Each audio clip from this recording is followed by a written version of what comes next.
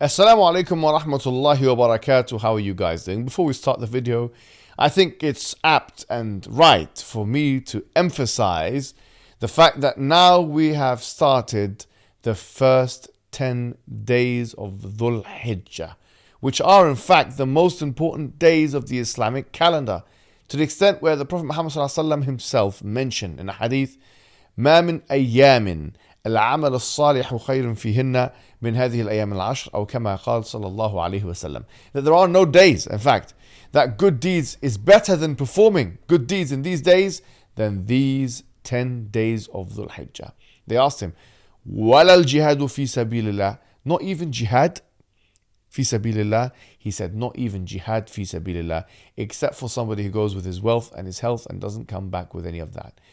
And so the opportunity that we're going to present for you today is for you to give charity to the most poor and disenfranchised people in the entire world. In fact, you've seen the suffering, not just of the people in Palestine. We can't forget also the brothers and sisters in Syria. Yes, we can't forget those people. And we can't forget our brothers and sisters in Yemen. And we've seen the starvation in Yemen. And there are food packs designed for countries like these, which you can click the link below, £40. Imagine the kind of alleviation of pain that you can contribute to by clicking this link. I would say click it now. It will only take 30 seconds, 40 seconds of your time, and imagine the rewards that you'll get. Recently, the far right, people like Tommy Robinson and others who have been trying to strategically avoid me because of their cowardice, and others have organized a protest. And it's not the first protest they organized. Of course, there was one that they organized and they invited Ali Dawah. I went with him and they attacked us. In fact, it was like a 20-on-2 attack, a very famous one some time ago, because it takes 20 men to take someone like me down. In fact, they couldn't even bring me down. But this is something that they tried to do. And so these thugs, who are the far right, have now come out again, and they've got 7-year-olds in the street cursing and using derogatory and pejorative language with not just the permission but the blessing of their parents. Let's take a look at the clip and come back and react in kind.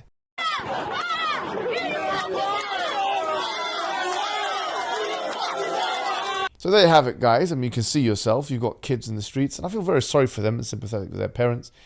I mean, why would a caring and loving parent put a kid in a street to espouse profanity for the world to see? It's actually embarrassing, and it's humiliating, and it's sad for the kids. This is a kind of abuse on the child, actually, that you're subjecting them to this. Now, people all over the world are going to be attacking those children because they see them as attacking a religion or something like that, or using swear words, and you have subjected them to this attack. That's one thing.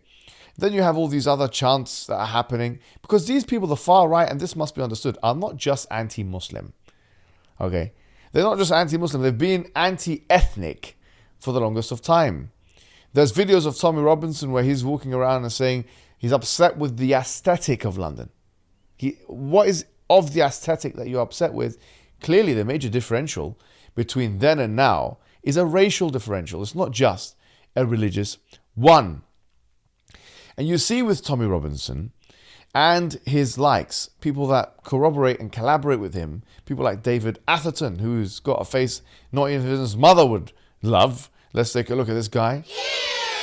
Fabricating things all the time, lying and being dishonest. For example, recently, I saw a clip of theirs that was getting hundreds of thousands of views on Twitter, in fact, where they are alleging that I am saying something which I'm saying the exact opposite of. Let's take a look at the clips. But if something is going to be because of something, you need something in Arabic. Yeah. You need like li'anna. Something sababi. This is because يعني ذلك بأنهم. There's nothing like that. So it doesn't say that ذلك, this is because they believe in Jesus as the Son of God, and it doesn't say that. So the bayina of the burden of proof is upon the one who's making the claim. If they're saying that it's because this is what they actually say. This is what we hear. They say the reason why you have to fight them is because they are Jews and Christians. So we say, but that's not what the ayah says. The ayah just says, وَقَالَتْ. So it could be وَأَوْ لِلْإِسْتِئْنَافِ, starting with a new sentence. It doesn't say this is because you have to fight them because of that reason. You see the point? So that nullifies this point that Ali was just mentioning. I don't know where he was. But within the script now, how would you respond to this ayah? This ayah does not really require response, because does not prove the fact that there is fighting towards combatants. All it proves is that you can fight, or you should fight, those empires around you, or those hukumat around you, which are Jew or Christian, like the Roman Empire and like the Persian Empire, until they give the jizya. That's fine. That we already know Islam allows. And then the howness of that is in the hadith. The three options that they're given: either you give the jizya, or you do this, or you do that. We're not apologetic about that point. That is truth. But we're not saying that this doesn't prove that what they can kill who? The combatants. It doesn't say that. It just means that you can fight the other powers which are Christian and Jewish. That yani their hukuma, the power centers are Christian and Jewish. So he put on Twitter, he cut it up manipulatively, and he literally made me say something the opposite of which I was saying. So I was saying that the Quran doesn't say that we should fight Jews and Christians because of their religion. And he made it so that I said, some say that we should fight Jews and Christians because of their religion, because of the fact that they're Jews and Christians. And he made it seem as if I was saying the opposite of what I was saying, by removing, some would say, such and such. And it's shocking that, you have all these fools, yes, all these idiots, lowbrow, unintellectual, uneducated people of the right wing, far right, applauding him and clapping and saying yes. And this is what we're seeing: dishonesty. You are liars. In order to beat us in a fight, you need 20 men. In order to beat us in an argument, you have to change what we say. I'm sorry to say, if that's what you're presenting to the table, then you are the lowest and most unworthy opponents I've ever had the displeasure of facing, because you keep cheating the system. And I want to announce to the public that, in fact, I'm taking Tommy Robinson to court himself for defamation of character, saying things I didn't say. That's what you have to say. And now you're going to have to defend yourself, along with Douglas Murray and a multitude of other English or British papers, in a court of law. You're going to have to do that now and put your money where your mouth is. So that's another thing that we're doing with them. But let me just give you a question for the far right. And we have seen, by the way, that the far right now have started to divide. We've seen Nigel Farage and Tommy Robinson and others be more on the pro-Israel position. Okay, we've seen Nick Griffin and Jada Franson and others. We've seen them kind of more on the patriotic idea and not thinking about Israel. In fact, they have an antithetical attitude towards the genocide in Palestine, for example. And the reason I think for that is because of funding. And this is something that these, sorry to say, working class far right, support base need to understand, that you're being played and used. You are being played and used. Let's take a look at low-key describe the funding that the far right have. We look, for instance, at an organization known as Middle East Forum, founded by Daniel Hyatt. Now the director of this think tank is Greg Roman, a former employee of the Israeli Foreign Ministry and the Israeli Defense Ministry. They received, between 2010 and 2011, around $4 million from donors' capital, a fund which is largely used to funnel money for the Koch brothers, the billionaire oil barons of the United States. Now, the Middle East Forum funded Gert Wilders. They also funded Tommy Robinson. The Free Tommy campaign was funded by the Middle East Forum. They paid his legal fees. And in fact, on top of that, Lucy Brown, a former employee of Tommy Robinson, came forward and said that he was receiving £10,000 per month from Robert Shillman. Who was Robert Shillman? He was formerly on the board of directors for the Friends of the Israel Defense Forces. Tommy Robinson has gone to the West Bank, the occupied West Bank, wore an IDF t-shirt and posed with a gun on top of an Israeli tank. He has even said, in the situation of war, he would fight for Israel. There's a reason why someone like Tommy Robinson and Nigel Farage used to be thinking about, Britain first, if you like, and the ethnic issues and racial issues before. And now you're seeing a new thing come into the fray, which is a pro-Israel. I mean, they're supporting Israel, pound for pound, maybe even more than they are supporting Britain.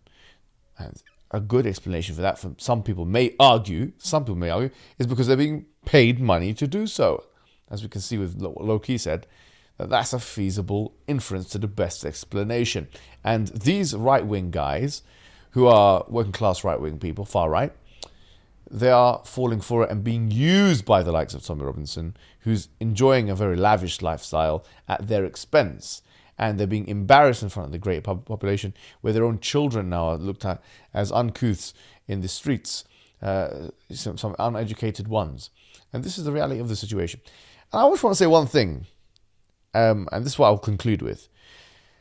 It seems to me that what the protest was trying to call for was the removal or deportation, as we see in many of the comments, deport him, get rid of him, although you guys talk about freedom of speech, but put that to the side, of Muslim people, of ethnic people, of people of non-white indigenous background or complexion. Let me ask a question, and let's be honest about this for a second. Let me ask a question. Let's say we remove these people, and that what is going to represent Britain is your demographic. The demographic of far right, let's say Tommy Robinson supporters. How many doctors are in that demographic? Medical doctors. How many engineers are in that demographic? I would like to know. How many professors and intellectuals are in that demographic? If we were to look and ask the people in that protest, how many of you have finished a degree in a university?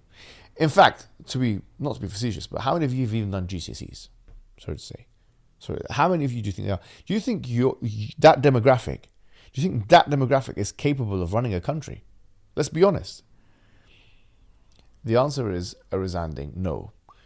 The unfortunate truth is that most of these people are not just sociological failures, but they're ideological failures in life. You are ideological failures in life, and you need us. You need Muslim people, you need ethnic people, you need people who you would consider the other. You need us to justify your own failure. That's the psychological aspect of it, and you know it. You know it, that you are a failure. Okay, you're an educational, a physical, and an ideological failure. And instead of owning that failure and trying to change yourself, you need a scapegoat, yes, to make yourself feel better about yourself, don't you?